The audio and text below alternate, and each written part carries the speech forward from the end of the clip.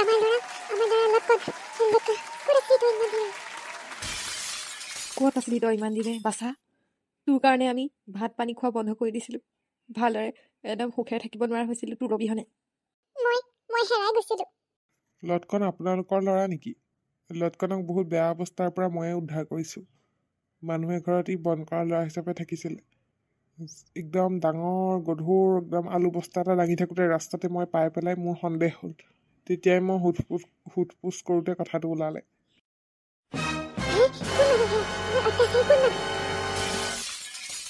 গাঁৱৰে মহিলা আছিল, সেইখন গাঁৱৰ মালতী বুলি কয়। আৰু সেইখন ঘৰৰ বুঢ়াজনে লটকনক লৈ গৈছিলে। বুঢ়াজন খুব ভাল মানুহ, কিন্তু ঘৰৰ বোৱাৰীগৰাকীয়ে এই লটকনক বহুত শাস্তি দিলে। সি একদম ইমান সৰুতেই 10 কেজি ওজনৰ আলু বস্তা দাঙিব লগাত পৰিছিলে।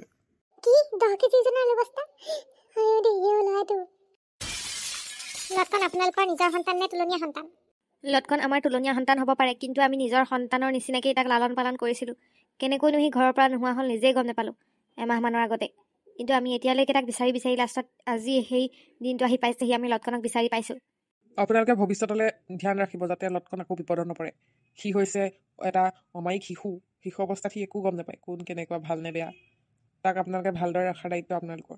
আৰু যদিহে নোৱাৰে তেতিয়া আমি অনাথ আশ্ৰমত ধুনীয়াকৈ তাক ডাঙৰ হ'বৰ কাৰণে পঠিয়াব লাগিব। নাই ছাৰ, আপুনি এইবোৰ কি কৈছে? আমি জীয়াই থাকোঁতে লটকন কিয় অনাথ আশ্ৰমত থাকিব? সি আমাৰ লগতে থাকিব। আমি তাক ডাঙৰ কৰিম। বাইদেউ, মই ঘৰখনক বহুত মনত কৰিছিলোঁ। আপোনালোককো মনত পেলাইছোঁ। আপোনালোকৰ নিচিনাকৈ মোক কোনেও মৰম কৰিব নোৱাৰে। এইখন নতুন ঘৰখনত গৈ মই যিখিনি অত্যাচাৰ সহিবলৈ পালোঁ, মই বহুত দুখ পাইছোঁ। দেহিয়ে ল'ৰাটো খাবলৈ নাপায় কেনেকৈ ক্ষীণাই গৈছে। ইন্সপেক্টৰ বাইদেউ, আপোনালোকক কেনেকৈ ধন্যবাদ দিওঁ। মোৰ ল'ৰাটো যে আপোনালোকে ঘূৰাই আনিলে। ধন্যবাদ আমাক নহয়, এখেতক দিয়ক। এখেতে আমাক খবৰ নিদিয়া হ'লে আপোনালোকৰ ল'ৰাক আমি বিচাৰি নাপালোঁ হয়। কিমান বিচাৰ খোচাৰ কৰিও আমি সেই পোনটো পোৱা নাছিলোঁ, গাঁৱৰ ভিতৰৰ এঘৰ মানুহত থকাৰ বাবে। এওঁক ধন্যবাদ দিয়ক আপোনালোকে। আপোনাক কেনেদৰে ধন্যবাদ দিওঁ? আপোনালোকে যে আমাৰ ঘৰৰ আমাৰ ল'ৰাটোক আপুনি উভতাই আনিলে, আপোনাক কেনেদৰে ধন্যবাদ দিম? হ'ব আপোনালোকে বৰ কাটাখন কৰি নাথাকিব। ধন্যবাদো দিব নালাগে, এয়া মোৰ কৰ্তব্যই আছিলে। মই আনক সহায় কৰি ভাল পাওঁ, আৰু বিশেষকৈ সৰু ল'ৰা ছোৱালীবিলাকৰ দুখ দুৰ্দশা দেখিলে মোৰ খুব দুখ লাগে। মই বহুতক তেনেকৈ আগতে সহায় কৰি থৈছোঁ। এইবেলিও আপোনালোকক কৰিলোঁ। ভালদৰে ডাঙৰ কৰিব লটকনক, ই ভাল মানুহ হ'বগৈ। কেতিয়াবা সেইফালে গ'লে সোমাব ছাৰ আমাৰ ঘৰত। নিশ্চয়। এতিয়া মই যাওঁ। ল'ৰা আপোনালোকক গতালোঁ। ভালদৰে থাকিব। এইবেলিৰ পৰা যাতে ল'ৰাটো এনেকৈ আলৈ আথানি নহয় আৰু। ছাৰ, আপোনাক কেনেদৰে ধন্যবাদ দিম? আপুনি যে মোক নিজৰ পৰিয়ালটোলৈ আকৌ মোক ঘূৰাই আনিলে। আপোনাৰ নিচিনা মানুহবোৰ আছে বাবেই আমাৰ নিচিনা দুখীয়া সৰু ল'ৰা ছোৱালীবোৰৰ ভাল হৈছে। আপোনাক ধন্যবাদ। ধেত, নাপায়। ভালদৰে পঢ়া শুনা কৰিবি দেই। ভাল মানুহ হ'ব লাগিব। মোৰ দৰে পিছত দুখীয়া নিচলাক সহায় কৰিব লাগিব। হয় ছাৰ, নিশ্চয়। তেতিয়াহ'লে আমি আহিছোঁ। ল'ৰা সঞ্জীলক আৰু আহিছোঁ দেই লটকন। হয় ছাৰ, ধন্যবাদ ছাৰ। ময়ো আহিছোঁ দেই। কেতিয়াবা সেইফালে গ'লে সোমাম বাৰু। সোমাব আকৌ, ভাত পানী খুৱাইহে পঠিয়াম আমাৰ ঘৰলৈ আহিলে। আহিব দেই, অহা দেওবাৰে আহিব নহ'লে। আহিম বাৰু। এওঁলোকৰ দৰে ভাল মানুহবোৰ আছে বাবেইতো পৃথিৱীখন এতিয়ালৈকে ভালকৈ চলি আছে। লটকন, তই বাৰু কেনেকৈ হেৰাই গৈছিলি কচোন ক? তোক কোনোবাই ক'ৰবাত থৈ আহিছিলে নেকি, নে কি হৈছিলে কচোন? লটকন, তোৰ লগত কি হৈছিলে ক? তই যে ঘপককৈ নোহোৱা হৈ গৈছিলি, কি হৈছিলে তোৰ লগত? কিনো আৰু কম, ক'লে আপোনালোকে শুনিব পাৰিব জানো? কিয় শুনিব নোৱাৰিম, কচোন ক, কি হৈছিলে তোৰ লগত সেইদিনা? কচোন লটকন, খুলি ক কি হৈছিলে? সেইদিনা আপোনালোক ঘৰত নাছিলে। মই খেলি আছিলোঁ আগফালে। আপোনালোকৰ আইতাই মোক কৈছিলে, বল বে পকৰি আৰু বোলে ঘুগুনি খুৱাই আনিম, গাড়ীত উঠ। মই আৰু ভাবিলোঁ পকৰি ঘুগুনি খোৱাৰ লোভতে গাড়ীত উঠিলোঁ। আৰু মোক গাড়ীয়ে নি বহুত দূৰত মোক গাড়ীৰ পৰা নাম বুলি ক'লে, ইয়াতে পকৰি আৰু ঘুগুনি খাবলৈ পাবি বুলি। গাড়ীৰ পৰা নামাৰ লগে লগে দৰ্জাখন পাই আইতাই ধু ধুৱাই গুচি আহিলে মোক এৰি থৈ। মই ৰাস্তাত অনাই বনাই ঘূৰি ফুৰোঁতে মোক বুঢ়াজনে লগ পালে। ককাজন বহুত ভাল আছিলে। ঠাণ্ডাত কঁপি থকা দেখি ককাজনে ক'লে, ব'ল মোৰ ঘৰলৈকে যাবি। মই গ'লোঁ।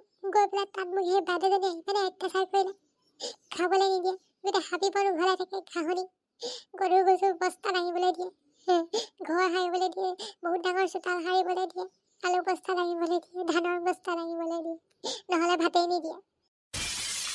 কি তোৰ লগত মায়ে এনেকুৱা কৰিলে মায়ে গৈ তোক এৰি থৈ আহিলেগে ক'ৰবাত গৈ ইমান নিষ্ঠুৰ কেনেকৈ হ'ব পাৰে মানুহ শাহুমাক মই বেয়া মানুহ বুলি ভাবিছিলোঁ কিন্তু ইমানো যে বেয়া মানুহ মই সপোনতো ভবা নাছিলোঁ সৰু ল'ৰাটোক তেনেকৈ এৰি থৈ আহিলে হাবিখনৰ ওচৰত ৰাতিখন কিবা যদি হ'লহেঁতেন তোৰ আৰু মৰিবলৈকে এৰি থৈ আহিছিলে তোক ইমাননো মানুহ নিষ্ঠ হ'ব পাৰেনে আজি কিন্তু ঘৰত তালফাল লগাই দিমগৈ মই শাহুমাই এইটো কৰাৰ কাৰণে কিন্তু মই শাহুমাকো দাই নেৰিছোঁ আজি ঘৰ কিন্তু তালফাল লগাই দিমগৈ মই মায়ে যে ইমান তললৈ নামিব পাৰে মই সপোনতো ভবা নাছিলোঁ দেই ইমান সৰু ল'ৰাটোৰ লগত যুঁজিছেনে মায়ে বাৰু আজিয়ে ঘৰ দুফাল হ'বই লাগিব আজিয়ে বেলেগ হ'ব লাগিব বলক ঘৰলৈ ব'লা বাৰু কিনো কয় মায়ে চাওঁ বাৰু কি উত্তৰ দিয়ে বাইদেউ ভিনদেউ আপোনালোকে মোৰ কাৰণে ঘৰ চোৱাচোন নকৰিব তই ভয় নকৰিবি আমি আছোঁ নহয় আহ লটকন ভয় নকৰিবি আহ আজি এটা অপদীয়া এটা কান্দিবলৈ গৈছে নহয় কেঁচা এটা কান্দি ভয় ভয় লাগি আছে পাই তই মুখখন যদি খুলি দিয়ে মই যদি ক'ৰবাত সেই এৰি থৈ আহিছোঁ বুলি কৈ দিয়ে কি হ'ব কিমান সুখে শান্তিয়ে থাকিলোঁ এক মাহটো আহিব এতিয়া আপদটো আৰু